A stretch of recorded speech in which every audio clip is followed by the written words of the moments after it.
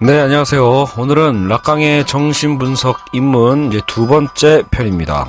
락강의 정신분석 입문 두 번째 편, 정신병에 관한 수업을 진행해 보도록 하겠습니다.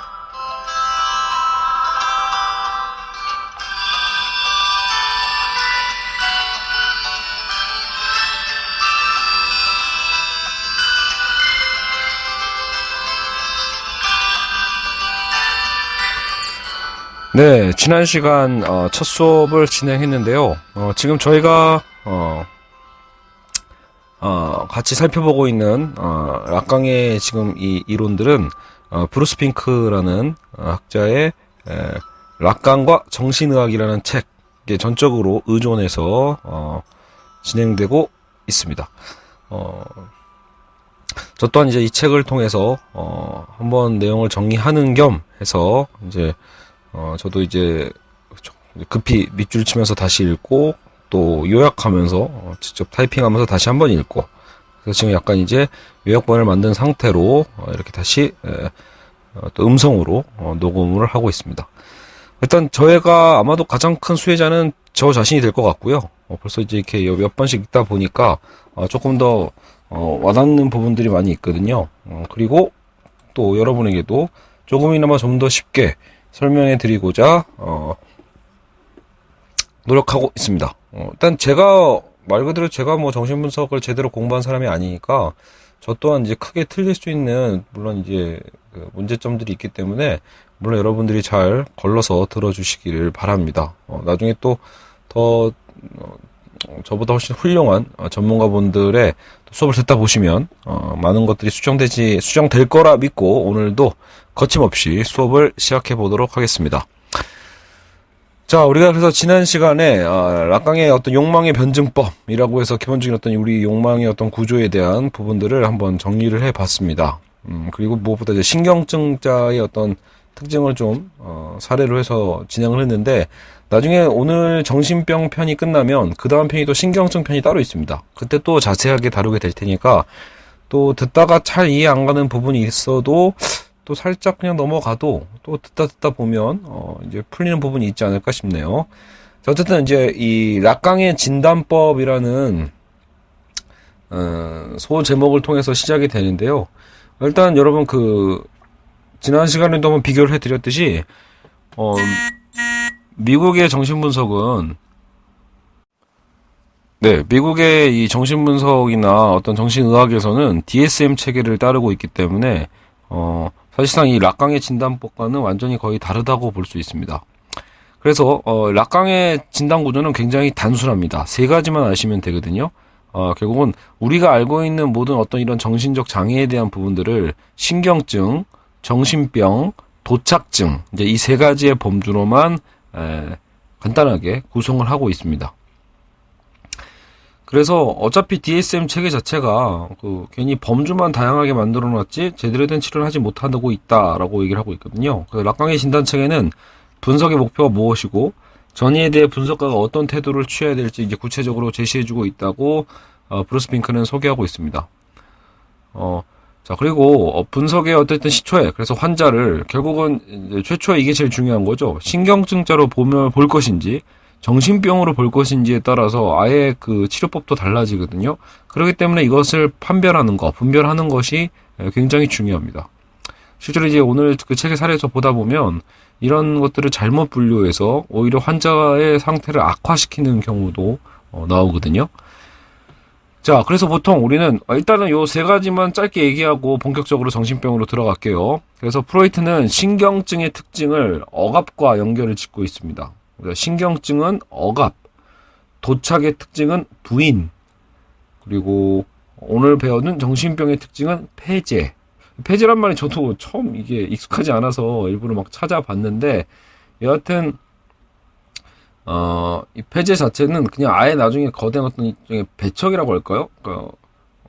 이제 우리가 좀 이따 이제 그 아버지의 어떤 상징을 보겠지만, 그러니까 완전 그 자체를 원천적으로 봉쇄하고 이것들을 폐한다라는 거죠. 그래서 그걸 없는 걸로 어떤 그 아버지의 어떤 그 부재 그 자체 이런 개념으로서 보고 있거든요. 그래서 어떤 이 폐제라는 번역을 쓰고 있어요. 이건 좀 이따 다시 설명하면서 저도 자료를 보고 다시 말씀을 드리는 게 나을 것 같습니다. 어쨌든 그래서 락강의 세 가지 주요 진단 범주는 여러분 일단 이것만 기억하시면 될 것 같아요. 세 가지 기본 메커니즘에 근거한, 세 가지 상이한 주요 부정 양식에 근거한 구조적 범주다라고 해서, 어쨌든 범주는 아까 방금 말씀드렸듯이 세 개입니다. 신경증과 도착증과 정신병이죠. 그리고 지금 짧게 제가 읽은 거 안에서 제가 이해한 게 맞다라면, 사실은 이제 어쨌든 결국은 이 정신분석은 오이디푸스 그 어떤 그 컴플렉스 구조에 있어서 그 아버지의 역할이 굉장히 중요하거든요. 그래서 그 아버지, 상징적 아버지의 부권이 굉장히 강해서 발생하는 게 신경증이고, 굉장히 약해, 아까 폐제라고 했죠. 원천적으로 없었던 거, 그게 정신병이고요. 그것이 부족한 거라고 볼 수 있어요. 그래서 그 상황 자체가 모호하게 어떤 이 부족한 어떤 상황 자체가 도착이라고 볼 수도 있을 것 같아요. 근데 이제 그거는 뭐 우리가 또 다시 한번 정리하면서 보면 될 것 같고요. 그런 범주 속에서 신경증의 범주에서 억압이라는 메커니즘을 갖고 있고, 도착증은 부인, 정신병은 폐제라는 메커니즘을 갖고 있다. 이 정도만 여러분이 알아두시면 될 것 같습니다. 자, 이거를 바탕으로 두고 저희가 오늘 이제 정신병 편을 시작하도록 하겠습니다. 제가 정리한 것만 A4지 8장이 되기 때문에 사실 오늘 이 2편은 2-1과 2-2로 녹음이 되지 않을까 강력하게 우려를 해봅니다. 사실 이렇게 1시간 내에 깔끔하게 여러분 끝내야 되는데 역시 그 실력의 부족이죠. 뭐 무슨 말을 더 하겠습니까? 그래서 그렇다고 또 예전 그 초기에 제가 그 락강 수업했던 거, 그 철학과 굴뚝청소부 편을 보면 제가 일부러 그 1시간에 막 쑤셔 넣으려고 너무 억지로 말을 빨리 한 것도 티가 나더라고요. 그래서 이렇게 빠르면 저도 못 알아듣거든요. 그래서 당사자도 못 알아듣는데 듣는 분들은 얼마나 괴롭겠어요. 그래서 너무 부담되지 않게끔 어쨌든 제 목소리의 속도도 물론 하다 보면 이거보단 빨라지겠지만 어쨌든 좀 조절을 하도록 하겠습니다. 자, 정신병 첫 부분 들어가 보죠. 폐제와 부권적 기능이라고 해서 이제 첫 챕터를 시작합니다. 그래서 폐제는 어떤 특정 요소를 상징계 언어로부터 완전히 추방하는 것을 의미합니다. 어떤 특정 요소, 이제 좀 이따 나오겠지만 그 어떤 특정 요소가 바로 아버지의 이름이에요. 그러니까 아버지의 이름이라는 그 특정 요소를 상징계 언어의 어떤 그 언어로부터 완전히 추방하는 것을 폐제라고 합니다.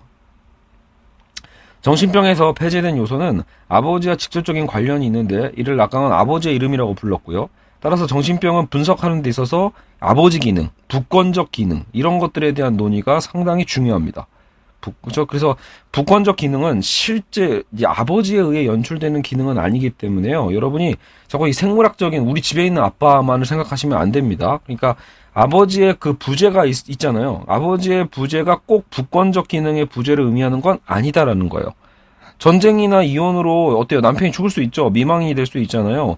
그렇다고 해서 그 집의 부권적 기능이 완전히 사라지는 게 아니란 뜻이죠. 그래서 결국은 그 집안 내에 어떠한 그 아버지의 어떤 그 의미, 아버지의 어떤 권력을 상징하는 그런 역할을 엄마가 대체할 수도 있고, 뭐 말 그대로 우리 가족관계 그 누군가가 대체할 수도 있거든요. 그래서 이 부권적 기능은 아버지다운 면모를 가진 인물에 의해 결국은 수행될 수 있다.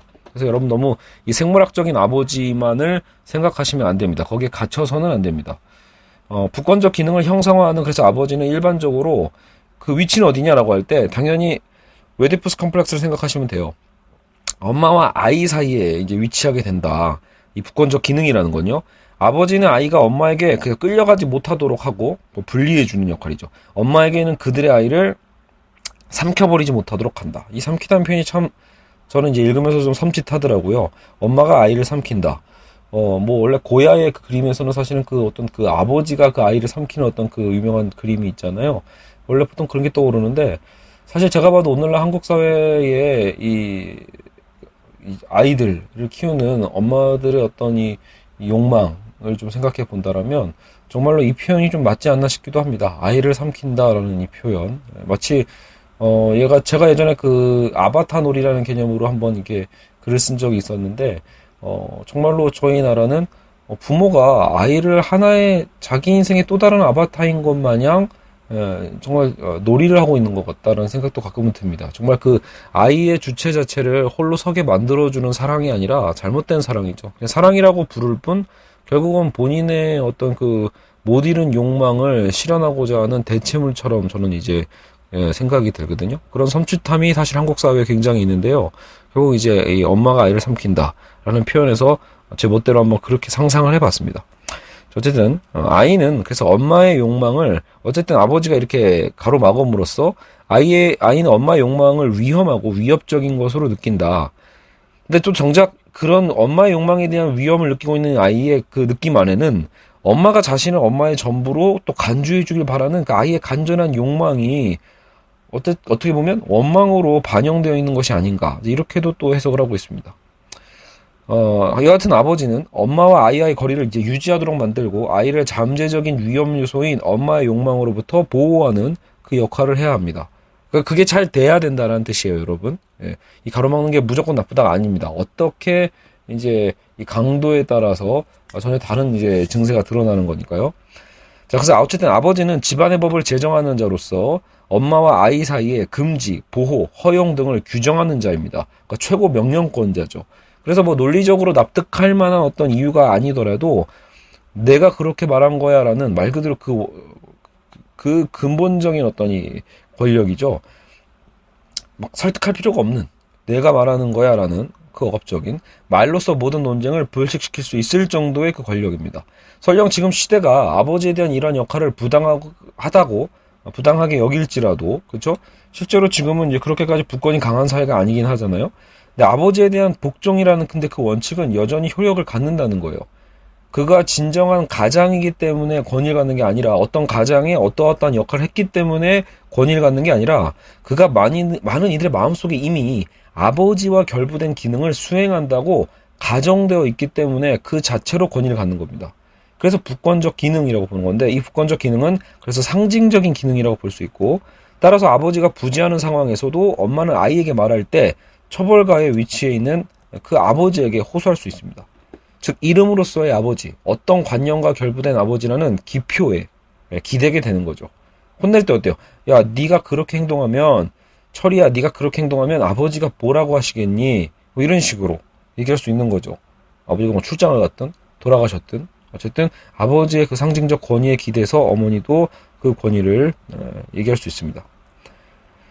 자, 그런데 엄마는 아이들에게 남편의 위치를 격화시키는 말들로 부권적 기능에 문제를 일으킬 수 있어요.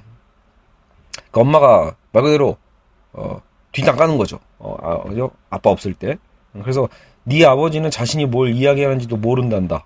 우리는 아버지에게 이 이야기를 비밀로 할 거야. 그렇지? 이런 식으로요. 이처럼 현실에서의 아버지의 어떤 그 부재와 현존 그 자체는 분석 주체의 임상적인 상황에서 결국은 아무것도 의미하는 건 아닙니다라는 거죠. 그러니까 결국은 엄마가 아버지를 또 깎아내림으로써 어떤 문제를 일으킬 수도 있는데, 그러니까 현실의 아버지의 이제 존재 여부는 아까 처음에도 얘기했듯이 그 자체가 중요한 게 아니다. 상황에 따라 부권적 기능이 생길 수도 없어질 수도 있는 겁니다. 따라서 아버지의 현존 여부 상관없이 부권적 기능 그 자체에 중점을 두고 연구할 필요가 있다라고 하는 거죠. 어쨌든 여러분, 아버지의 어떤 이 부권적 기능에 대해서 한번은 이게 정리가 좀 되었으리라 믿습니다. 자, 그러면 부권적 기능의 이제 실패와 그 결과들을 한번 살펴보죠. 이 부권적 기능이 어떤 역할, 어떤 자리에 위치한다라는 건 방금 살펴봤어요. 그러면 자, 부권적 기능이 실패할 경우에 그건 어떤 결과를 일으키는가, 이제 우리는 이게 궁금하죠. 그래서 부권적 기능은 있거나 없거나 일단 둘 중에 하나이지 그 중간은 존재하지 않는다고 못을 받고 있습니다. 어정쩡하게 존재하지 않는다는 거죠. 이처럼 부권적 기능은 일정 연령이 되면 작동하지만 또 그렇지 못한 경우엔 영원히 작동하지 않는 것이다 라고 보는 거죠. 락강의 정신분석이 정신병자를 구제하기 위해 있으면서도 궁극적인 정신병의 구조 자체는 그래서 바꿀 수 없는 거예요. 한 번 정신병이면 영원한 정신병이다 라고 보고 있습니다. 그러니까 여기 사실은 그래서 실제로 저도 정신분석을 이렇게 뭐랄까 훑어보면서 그죠? 어깨 너머로 이렇게 조금씩 보다 보면서 그래? 그럼 정신병을 고칠 수 없는데 굳이 그러면 이게 고작 이런 건가? 이렇게 약간 실망할 때가 있었거든요. 실제로 그렇죠. 그러니까 뭔가 완전하게 당연히 모든 걸 다 고칠 수 있을 거라는 어떤 이런, 우리는 이미 현대 어떤 이런 지식과 기술, 의학 이런 거에 대한 어떤 기대가 있잖아요. 근데 이제 정신분석 자체의 접근법은 너무 막 어떤 신비하기도 하고 좋은데, 정작 근데 마치 말 그대로 뭔가 이렇게 정신질환 하면 가장 대표적인 게 어떤 정신분열증이잖아요. 이렇게 오늘처럼 정신병. 근데 정작 그것을 완치하는 건 불가능하다라고 아예 딱 선을 박아버리니까 제 어릴 때는 정말 약간 뭐야 실망인데? 이런 생각이 좀 들었었습니다. 근데 어쨌든 이런 구조를 좀 많이 알다 보니까 근데 오히려 그래서 더 뭔가 매력적인 또 이론 같기도 합니다. 그러니까 지금 얘기하는 것처럼 여러분 이 인간의 어떤 이 정신병적 구조 자체는 절대 변화되지 않는다라는 거죠. 그래서 완치는 결국 불가능한 거예요. 근데 어차피 이번 제가 백상현 교수님 세미나에서도 가장 인상 깊었던 건 어차피 이 완치의 기준 자체도 없다라는 거죠. 그러니까 과연 우리가 이 사회에서 얘기하고 있는 완치라는 건 무엇이고 정상이라는 건 무엇인가를 따져봤을 때 사실상 또 그것도 굉장히 이상한 부분입니다. 그래서 중요한 건 결국은 이 정신병적 구조를 갖고 있다 할지라도 이 현실의 삶을 어쨌든 이 사회적으로 정말 누군가를 막 죽이거나 폭력을 행사할 수 있거든요. 그런 것들의 행동을 좀 다른 방식으로 돌리면서 자기의 삶을 그래도 충족하면서 살아갈 수 있게끔 만들어주는 게 이 치료의 목적이라고 볼 수 있습니다. 그래서 이제 물론 아이들처럼 어린 나이에 정신 분석을 또 성공적으로 마치면 그러니까 일찍 시작하는 거죠. 정신병 발발이 일찍 나와서 어린 나이 때부터 이런 분석을 성공적으로 마친다면 어느 정도 그 부권적 기능을 자리 잡도록 유도할 수는 있다라고 되어 있는데 정말 성인의 경우에는 아무리 분석을 오래 진행한다고 해서 정신병의 구조가 바뀌진 않는다라고 얘기를 하는 거죠. 단지 그래서 일상 속에서 원만한 생활을 위해 정신병 증세를 일부 제거할 수 있을 뿐이다 라고 합니다. 그리고 이미 첫 회 때 말씀드렸듯이 그래서 우리 삶 전반에 있어서 가장 많은 증세를 보여주는 건 사실은 신경증이고 신경증의 히스테리 그리고 여성이 주로 발생하는 거죠. 남성에게 들어오는 강박증 이런 것들에 대해서 그래서 우리는 아마도 다음 편에 더 많이 듣다 보면 정말 자기 얘기들이 좀 나올 거예요. 그리고 도착증에 대한 부분도 좀 많지 않다라고 하더라고요. 어쨌든 계속 보죠. 30대 정신병 발작을 그래서 일으켰다 합시다. 그죠? 정신병적 발작을 일으켰는데 이 환자는 원래부터 정신병의 구조를 갖고 있었다고 볼 수 있다라고 생각하면 됩니다. 그러니까 30대에 처음 발작했다고 해서 갑자기 정신병이 생긴 게 아니라 정신병적 구조가 이미 있었는데 발작 이전까지는 그 정신병을 촉발시킬 만한 방아쇠가 당겨지지 않았다고 이제 비유를 하고 있어요. 잠재적 정신병을 그러면 우리가 진단해 볼 필요가 있죠. 대체 정신병 발작이 뭐냐? 정신병이라는 게 대체 뭐야? 라고 할 때 구분을 해야 될 거 아니에요. 우리가 최소한 신경증과 구분할 수 있어야 될 거 아니에요. 그래서 유용한 몇 가지 현상들을 살펴볼 수 있는데 가장 대표적인 게 바로 이 환각, 환청이고요. 나머지 또 하나가 언어장애입니다. 그래서 이 환각과 언어장애 이 두 가지에 대해서 먼저 한번 살펴보도록 하겠습니다. 자, 환각 첫 번째. 환각 자체는 정신병에만 국한된 현상이 아니라 도착증과 신경증에도 나타나며 또 어느 정도는 일반적 현상이고 필수적 과정이라고 볼 수도 있습니다. 그러니까 여러분, 정신병의 특성이 환각이라고 해놓고 갑자기 또 환각이 정신병에만 있는 게 아니라고 하면 어떡해? 라고 해서 좀 짜증이 날 수도 있으실 텐데 환각 상태라는 건 사실은 누구에게나 나타날 수 있다라는 것을 일단 먼저 얘기하고 있어요. 유아가 만족을 또 얻을 수 있는 또 최상의 방법이라고까지 또 좋게도 해석하고 있거든요. 그러니까 아이가 왜 배고플 때 무조건 우는 대신 만족의 경험을 환각으로 떠올리면서 일단은 어느 정도의 대리만족을 할 수 있거든요. 그러니까 환각이라는 건 1차 과정적 사유의 어떤 전형이다라고도 표현을 합니다. 자, 그래도 어쨌든 우리는 환각이 그러면 모든 사람에게 다 나타날 수 있는 건데 이게 왜 정신병의 증세에서 중요하냐라고 했을 때 이제 정신병이 얘기하는 이제 환각과 다른 증세에서 나타나는 것들은 사실 환각이라기보다는 환상이라고 좀 볼 수 있거든요. 이걸 좀 구분하는 거죠. 그러니까 정신병에서 일어나는 그 과정을 특히 우리가 환각이라고 좀 용어를 구분해서 살펴볼 필요가 있습니다. 일단은 여러분 말 그대로 미국에서는 환자가 환각 상태를 보이면 이런 증세를 보이면 바로 무조건 그냥 정신병이야 라고 해서 정신병자로 분류를 해버리고 바로 약물을 투여하는 경우가 많다라고 합니다. 하지만 지금 얘기한 것처럼 환각이라는 게 다 같은 환각이 아니고 정신병적인 환각과 비정신병적인 환각을 구분하는 게 중요할 수 있겠죠. 그러니까 왜냐면 전혀 이 약물 투여 자체를 물론 정신분석에서는 락강에서는 반대하지만 그게 아니더라도 정신병자가 아닌데 정신병인 걸로 분류를 해버리면 나머지 모든 치료가 다 뒤엉킬 수 있잖아요. 그래서 이거를 구분해 보는 방법을 이제 살펴보도록 하겠습니다. 일단 하나의 사례를 들고 있는데, 자, 아내와 이혼한 남자예요. 근데 물론 그 남자가 환자겠죠.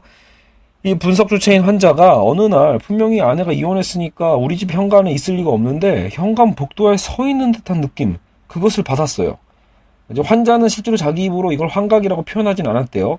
근데 문제는 동시에 그 이미지에 놀라워하면서 근데 그럴 리가 있나? 여러분 실제 우리 이게 더 우리 현실적이지 않아요? 우리가 가끔 뭔가 헛것을 분명히 뭔가 인지하긴 했는데 다시 바로 생각하자면 아 이게 말이 되나? 이런 생각할 때 있죠 분명히. 아 이 말이 안 돼 이런 거 있잖아요. 그럴 리가 없어 라는 거. 즉 자신이 본 이미지의 내용에 대한 의문을 품는 거예요. 의문. 이게 되게 중요한 포인트예요. 결코 누군가가 실제로 거기에 있었다고 결국 믿지는 않는 거예요. 확신하지는 않는 거예요. 환상과 현실을 구분할 수 있는 능력이 이미 그에게는 이미 있는 거예요. 여러분 우리도 마찬가지잖아요. 우리가 갑자기 뭔가 헛것을 봤는데 우리도 그걸 솔직히 여러분 분명히 우리는 본 걸 수도 있어요. 인지한 걸 수도 있죠. 분명히 그 이미지는 분명히 우리가 본 건데 우린 보자마자 바로 그 생각하잖아요. 내가 헛것을 본 것 같은데 헛것을 본 것 같아 라는 식으로 우리는 의심을 하고 실제로 우리가 다시 한번 딴 데 봤다가 또 보면 안 보이잖아요. 그러니까 우리가 아 오늘 내가 더위 먹었나 보다. 내가 헛것을 봤나 봐. 이런 식으로 우리는 얘기를 하죠. 그러니까 일단 현실과 어쨌든 우리는 환상을 구분할 수 있습니다. 이 사례에서도 그렇고요. 근데 여기서 한 가지 짚어봐야 할 점은 환상과 현실의 그러면 구분점을 그러면 이제 여기서 우리 여러분 또 이거 듣고 이랬을 거예요. 저도 책보다 그랬거든요. 그러면 환상과 현실을 구분할 수 있으면 그건 이제 신경증이고 그걸 구분 못하면 정신병인가 보구나 이렇게 생각을 했거든요. 또 책에서는 또 열받게 그 얘기가 아니에요. 왜냐하면 대다수의 신경증 환자들도요 환상과 현실을 구분하지 못하는 경우가 있다라는 거예요. 그러니까 환상과 현실을 구분하지 못한다고 해서 정신병은 아니라는 거예요. 구분하지 못하는 경우가 신경증자도 많다. 그렇다면 뭐가 대체 정신병이냐? 좀 더 내려가 봐야 돼요. 자, 그래서 문제는 현실이라고 하는 점 자체에 의문을 던져볼 필요가 일단 있어요. 우리는요. 환상과 현실을 구분하는 게 그렇게 중요한 것인가에 대해서 다시 한번 질문을 던져보자라는 거죠. 마치 환상은 우리가 심리적인 어떤 현실이라고 보고 방금 우리가 봤던 이건 현실이야라고 하는 그 현실은 보통 우리가 사회적으로 용인된 현실을 얘기하거든요. 그러니까 사회적 현실이라는 건 대체 누구의 사회적 현실이고, 그죠? 환자의 현실인지, 분석가의 현실인지, 그죠? 대체 이 분기점이 정확히 있기는 있냐라는 거예요. 그런 의문을 던져봄으로써 환상과 현실에 대한 구분 능력 자체를 갖고 우리가 뭐 엄청 뭔가 정신병을 구분하는 어떤 기준을 쓸 수는 없다라는 거예요. 그래서 지금 브루스 핑크가 얘기하는 건 현실 개념의 환상과 환각을 신경증과 정신병을 구분하는데 별로 효과가 없다는 것이 일단은 락강의 주장이고요. 그래서 우리는 지금 약간 김이 빠졌죠. 근데 결국 양자를 구분함에 있어 정말로 중요한 건 그래서 그 환상과 환각을 구분하는 것 자체가 아니라 그러니까 정말 중요한 건 이런 현실이냐 아니냐를 따지는 게 아니라요. 현실적인 게 아닐 수도 있어요. 중요한 건 내가 그것을 확신하고 있는가 안 하는가 있다. 확실성에 있다라는 겁니다. 그러니까 자 정신병자는 그러니까 의심하지 않고 확신하는 거예요. 본인이 본 것이 설령 현실이 아니더라도 그것을 확실히 믿고 있는 그 상태, 그게 정신병의 특성이라는 거예요. 그들은 확신합니다. 자기가 보고 들은 것에 대해서 지금 이제 일반적인 우리처럼 신경증자들이 보이는 것처럼 의심하는 건 안 한다는 거예요. 의심하지 않습니다. 정신병자는 자신이 보고 들은 게 다른 사람에게도 심지어는 보이지 않고 들리지 않을 것이라는 것도 인정할 때도 있다라는 거예요. 그러니까 그들도 알고 있는 거예요. 야, 그래 네 눈에는 안 보이지. 너 귀에는 안 들렸을 거야. 근데 나한테는 정확히 들렸거든. 이 확신이 있어요. 확신이. 그러니까 보통 여러분 그래서 왜 우리가 정신병 증세 중에 하나가 여기 사례로 나오지만 미 합중국 대통령이 뇌파를 통해 나와 개인적으로 만나려고 해. 신께서 나를 전도사로 택했어. 이런 어떤 사명감 이런 거 있잖아요. 그러니까 전혀 일반 사람들은 들을 수 없는 메시지를 본인들은 확신을 하고 있는 거예요. 나는 신의 사자지. 뭐 이렇게요. 그래서 주체는 이러한 메시지에 확신을 하는 것이다. 또 이렇게 보면 문득 그 생각은 들어요. 교회 다니는 제 입장에서는 그래요? 그러면 기독교에 정말로 그 신의 어떤 사명을 받은 선지자들이라고 하죠. 그럼 이분들은 결국은 정신분석에서 볼 때는 다 실제로 어떤 이 정신병의 어떤 중증으로 봤을 가능성이 있겠어요. 그죠? 어쨌든 좋습니다. 일단은 넘어가 보죠. 반면 신경증자는 아까도 얘기했지만 의심을 하는 특성이 있어요. 의심이 신경증을 진단할 수 있는 그래서 중요 단서입니다. 그들은 확신하지 못합니다. 누구야? 정신병이 아니라 신경증자요. 확신을 못하고 여러 가능성을 항상 염두에 둬요. 자기가 본 환각에 대해 의심하면서 자꾸 질문을 던지는 거죠. 따라서 앞에서 살펴본 전 부인이 나타난 환각의 사례는 결국 뭐예요? 그 사례는 정신병자가 아닌 거죠. 신경증자의 현상이라고 볼 수 있는 거예요. 환각이 아닌 결국은 환상이고 백일몽이다. 환영 속에서 그녀가 자기를 죽이려고 하는 내용도 있었는데 그 내용도 사실은 약간 뒤집어진 내용이라고 봐요. 그러니까 오히려 환자 자신이 부인에게 갖는 그 증오감이 있는데 그 증오가 꿈에서는 오히려 검열돼서 반대로 환상에서는 검열이 돼서 그녀가 나를 죽이려고 하는 어떤 그런 다른 현상으로 정반대의 이미지를 보게 되는 거죠. 자기의 소망이 두려움으로 위장해서 나타나는 게 신경증의 전형이다. 그래서 히스테리 환자는 신경증의 일부 밤쪽이죠. 신경증 중에 히스테리 환자는 자기 상념이나 소망이 너무 소망이 강렬해질 때 환상을 경험하고 하는 동시에 또 의심을 하는 거예요. 아우 이럴 리가 없는데 이렇게요. 근데 강박증자는 주로 청각적 환상을 경험하는데 오히려 이제 그 히스테리 쪽과는 좀 달리 강한 그 초자의 어떤 그 명령의 목소리 이런 것들을 많이 듣는다고 합니다. 네가 잘할 리가 있겠어? 네가 그럴 리가 없지. 뭐 이런 식으로 그런 어떤 이제 말 그대로 더 억누르는 억압적 초자의 목소리를 듣는다고 해요. 자, 어쨌든 이러한 증상을 모두 그렇다고 다 또 병으로 볼 것이냐. 이런 여러분 이렇게 신경증자도 마찬가지고 뭔가 이렇게 환상하는 환상을 보는 것들에 대한 것들에 대해서 모든 게 이게 다 병이냐라고 볼 때 또 그렇지만은 또 않다라고 얘기하고 있어요. 왜냐면 우리가 에고라는 건 보통 우리가 이걸 자아라고 얘기할 때가 많죠. 에고는 본질적으로 자기 눈에 비친 자기잖아요. 그러니까 어차피 우리는 자기 의식을 객관화합니다. 그러니까 자기 의식을 내가 나를 보려고 하는 방법 중에 하나가 이 거울 단계거든요. 락강의 거울 단계. 거울을 통해서 내가 나를 인지하게 되잖아요. 그러니까 철학자들도 뭐 하는 사람들이에요. 자기의 사고 과정을 마치 다른 사람이 생각하는 것처럼 관찰하는 경우니까 사실 여러분 그 과정 자체도 일종의 환상인 거죠. 이 또한 같은 원리다. 자기 의식을 객관화하는 주체의 객관적인 이미지가 되는 거죠. 그렇기 때문에 모든 걸 다 병리적으로 생각할 필요는 없다. 자, 두 번째 증세 넘어가 볼까요? 언어장애입니다. 자, 그래서 대표적으로 이 언어장애 현상이 많이 벌어지는데 태어나서 사용하기 시작하는 언어는 원래 우리의 것이 아닙니다. 정신분석에 있어서 특히 강조하는 거죠. 우리는 그들의 언어를 습득하는 거예요. 이 사회의 언어죠. 결국 이건 또 부모의 언어죠. 부모의 언어, 즉 타자의 담화를 우리는 습득합니다. 그래서 종종 우리는 우리가 표현하고자 하는 마땅한 단어가 없을 때를 많이 경험하죠. 그래서 막 말문이 막힌다가 이런 거잖아요. 뭔가 진짜 막 말을 더 하고 싶은데 할 수도 없고 또 이상하게 하고 너무 쓸데없이 말을 많이 하고 엉뚱한 방향으로 우리는 이렇게 언어 속의 소외를 경험하게 되는 거죠. 언어의 소외 현상이 기본적으로 벌어집니다. 결국 우리가 어떻게 언어 속에서 자리를 해서 잡느냐에 따라 정체성이 결정된다고 볼 수 있는데 사실 사람들은 주로 그 하위 문화의 특수어를 구사하면서 자기 정체성을 획득하고는 한다고 합니다. 왜냐하면 기본적으로 권력이 억압하고 무시하는 그 언어를 찾아 사용하는 것이 바로 그 예라는 거죠. 그러니까 권력은 사용하지 않는, 권력이 무시하는 어떤 그 언어를 중심으로 우리가 사용하는 거. 반항적인 젊은 세대들은 어때요? 외설적인 욕설을 함으로써 그런 기성세대에 대한 어떤 저항을 통해 자기 정체성을 삼아가고요. 무정부주의자는 말 그대로 그런 권력의 언어로부터 벗어나서 어떤 또 다른 그냥 아예 외설스러운 히피적인 어떤 단어를 또 찾으려고 할 때가 있고, 페미니스트들은 어때요? 가부장적인 또 단어를 또 선택함으로써 자기 정체성을 형성하죠. 결국 우리는 나의 정체성을 우리는 되게 그냥 언어 상관없이 우리는 생각할 때가 많이 있지만, 특히 이 락강의 정신분석으로 왔을 때 우리는 그 언어 자체가 우리가 그냥 사용하고 있는 도구적 언어 이렇게만 생각하시면 안 됩니다. 인간은 사실 그 언어에 의해서, 인간의 무의식은 언어에 의해서 구조화되어 있고, 지금처럼 그 언어의 사용에 있어서 우리의 정체성이 사실은 자리를 잡아가는 거라고 볼 수 있습니다. 그리고 그러면 신경증자는 뭐냐라고 할 때 이러한 언어 속에 자리를 잡는데 어느 정도는 성공한 케이스라고 볼 수 있죠. 그래서 아마도 우리가 이 절대 다수의 사람들이 신경증과 연관이 되어 있는지 몰라요. 신경증자들은 부분적으로 그래서 언어를 주체화하고 자기 것으로 만드는 데도 성공합니다. 그래서 내가 사용하는 언어에 대해서 큰 이질감을 느끼지 못하죠. 반면에 정신병자는 이 담화 전체에 완전히 종속된 경우예요. 본인이 이 언어를 주체적으로 끌어가는 게 아니라 오히려 외부적으로 오히려 도입된 거고, 나의 주체는 수동적으로 끌려가는 그 느낌을 받는다고 합니다. 그들은 자신이 언어에 의해 소유되고 사로잡혀 있다는 느낌을 갖는 거죠. 언어가 내부가 아닌 외부에서 오는 것처럼 자기 머리에서 떠오른 생각들이 자기 자신이 아닌 외부에서 오는 것으로 생각하게 된다라고 합니다. 사실은 우리가 경험했어야 알죠. 쉬운 부분은 아니죠. 근데 어쨌든 그런 언어를 사유하는 방식 자체가 많이 다르다라고 얘기합니다.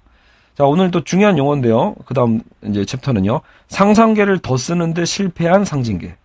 자, 상상계를 더 씌우는데 실패한 상징계. 자, 락강의 거울 단계 개념은 영어권에서 그나마 가장 널리 알려진 락강의 개념이에요.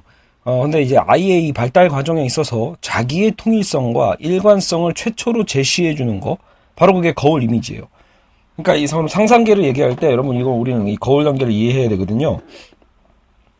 그래서 실제로 여러분 이건 실제 아기들을 키우실 때 아기가 그러니까 이 거울 단계를 지나치기 전에는 나라는 존재에 대한 것을 객관화할 수 없다라고 볼 수 있는 거죠. 그러니까 이미 아이는 엄마와 굉장히 어쨌든 동일화되어 있고 잘 구분 자체가 잘 되지 않는 거예요. 그죠?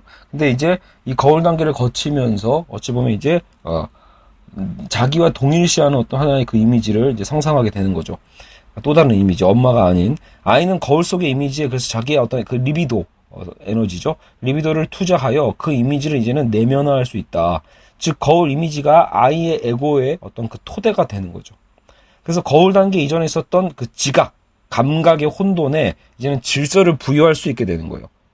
그러니까 여러분 이 거울 단계 이전에, 그러니까 이 거울 단계를 거치면 이게 상상계라고 하는 거예요. 근데 이런 지각과 감각의 그 전 단계는 완전히 다 뒤엉켜 있었던 어떤, 이거 나중에 우리가 보면 이게 그 충동이고 주의상스거든요. 이런 지각과 감각의 혼돈의 어떤 그 질서를 부여해주고 아이는 최종적으로 그래서 이제 나를 구성하게 됩니다. 자, 근데 이제 여기에서 후기 락강이 있어요. 후기 락강은 거울 단계 이론에 있어서 한 가지를 더 덧붙이는데요. 거울 이미지를 내면화하고 거기에 리비도를 아이가 투여하잖아요. 근데 그거를 언제 하는 거냐면 아이를 보통 부모가 거울과 항상, 여러분 저는 강아지를 키워도요 항상 우리 이상하게 거울을 자꾸 보여주고 싶죠. 애 키우면 더 그러거든요. 그래서 애를 딱 안고 있는 부모가 있죠. 거울 앞에서 자기 아기를 안고 있는 부모가 승인과 동의의 어떤 몸짓을 보내었기 때문에 이게 가능하다고 보는 거예요. 즉 어찌 보면 인정해 주는 건 거예요. 야, 이게 너야. 종일아, 이게 너란다. 네 얼굴이야. 한번 봐봐. 이런 식으로죠. 그러니까 부모의 승인과 동의가 이미 전제되어 있다라는 거예요.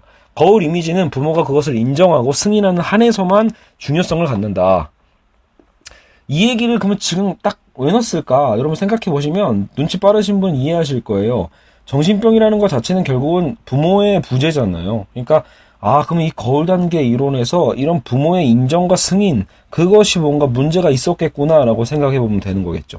자, 그래서 이 후계 개념이 중요한 이유가 바로 부모 승인에 대한 문제고, 즉 공준의 과정이 없이는 자기 의식과 에고가 형성되지도 못한다고 볼 수 있는 거예요. 이러한 과정이 있어야, 거울 단계를 거쳐야 자기 의식과 에고가 형성이 되는데 말이죠. 아이는 부모의 이상을 이제 내면화하고 그 이상에 따라 자신을 판단해 가거든요. 근데 최초의 감각과 지각의 혼돈이 이 하나의 질서로 재편성될 때 상상계는, 그래서 여러분 상상계 다시 한번 시각, 청각, 후각과 같은 모든 종류의 감각과 환상의 영역이라고 여러분 또 정리해 볼 수 있거든요. 그러니까 상상계라는 건 아까 우리 상징계는 뭐예요? 어떤 그 부모의 어떤 그 욕망을 우리가 들어주는 부모의 어떤, 그러니까 요구에 더 가깝겠죠. 부모의 그 억압을 통해서 우리가 어떻게 보면 그 사회적 질서에 편입되는 거잖아요. 그러니까 질서와 법과 어떤 규제, 규정 이런 것들이 상징계라면 상상계는 그 이전 단계, 시각과 청각, 후각의 어떤 우리가 만족을 정말로 느끼던 감각과 환상의 영역인데요. 이 상상계는 그러니까 상징계에 의해서 그러니까요. 결국은 다시 구조화되고 더 씌워지는 그 과정을 우리는 다 겪게 되는 겁니다. 즉 새로운 언어 질서가 이전의 상상계를 대신하는 거죠. 알겠죠? 그래서 여러분 이게 우리의 인간의 발달 과정의 어떤 나름의 보편적 과정일 수 있어요. 상상계를 그래서 상징계로 더 씌우는 것이 바로 평범한 신경증자나 정상인의 바로 기본적인 진로라고 볼 수 있습니다. 이는 그래서 경쟁이나 공격성으로 얼룩진 상상적 관계가 이상, 권위, 수행, 법, 성과, 제의식 등과 같이 상징적 관계에 이제는 종속되는 겁니다. 그러니까 여러분 어떻게 보면 우리가 어때요? 정상이라고 표현하고 사회생활이라고 표현하고 있는 그런 어떤 이미지에 더 잘 맞는 게 딱 봐도 상징계죠. 그러니까 우리가 그래서 이런 과정을 거쳐가면서 자연스럽게 우리가 이 사회에 편입되는 거라고 볼 수 있습니다. 그래서 이 거꾸로 경쟁이나 공격성이 강한 사람은 그게 뭐예요? 오히려 약간 정신병적이라 볼 수 있겠죠. 자, 다시 한번 프로이트의 거세 컴플렉스가 이때 또 연관이 된다고 다시 한번 또 다른 방식으로 설명해 볼 수 있는데, 아이에게 거세 컴플렉스는 결국은 성기대의 지배하에, 그러니까 말 그대로 우리 에너지가 어디에 쏠리는가라고 할 때 이 자기 성기의 그 부분의 지배하에 충동의 위계 질서를 이제 구축하는 게 이제 거세 컴플렉스다. 근데 그러니까 자기가 원래 이 충동이라는 조이스탕스는 사실 원래 성기에 고착되어 있는 게 아닌데, 결국 우리가 이 거세 컴플렉스, 나의 성기가 잘릴지도 모른다라는 이제 그 아버지의 어떤 그 타자의 어떤 억압에 있어서 우리는 그것을 하나의 위계 질서로서 구축하게 되는 거죠.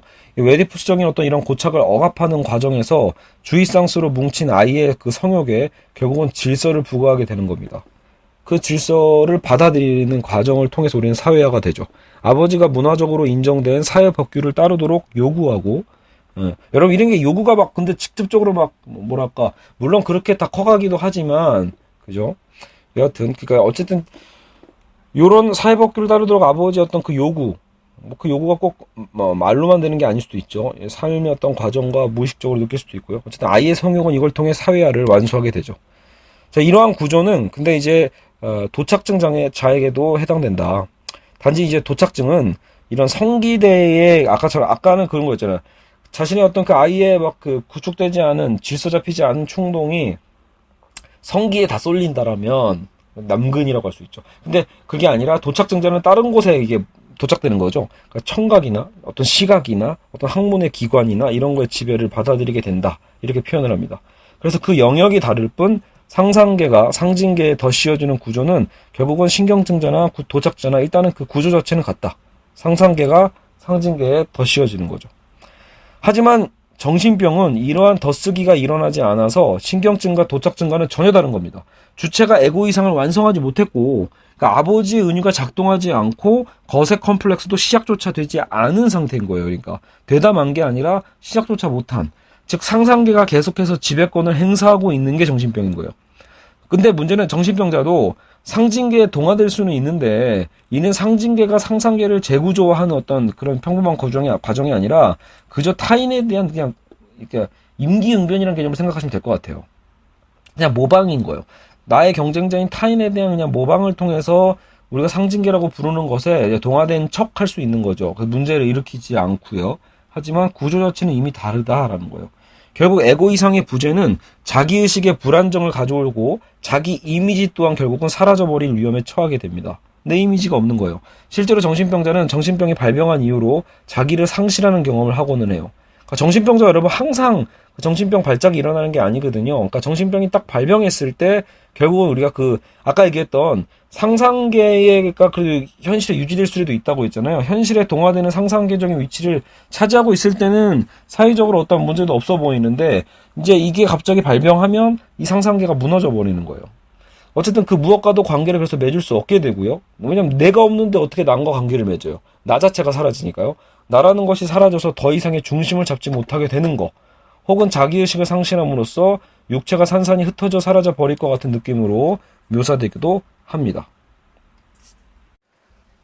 자, 그러면 지금 우리가 수업을 벌써 한 40분 정도 진행을 했는데요. 아마도 딱 지금 절반 왔습니다. 그래서 되게 막 또 빨리 하면 또 어떻게 막 1시간대로 막 묵여놓을 수 있지 않을까 싶지만, 어쨌든 좀 이따 그 사례도 나오는데 그 사례를 제가 짧게 처리할지 또 구체적으로 얘기를 하고 싶을지 그거를 저도 잘 지금 모르겠어요. 그래서 차라리 지금 한번 끊고 다시 2-2편으로 해서 새로 녹음을 하도록 하겠습니다. 네, 여러분 어쨌든 좀 이따 다시 봐요.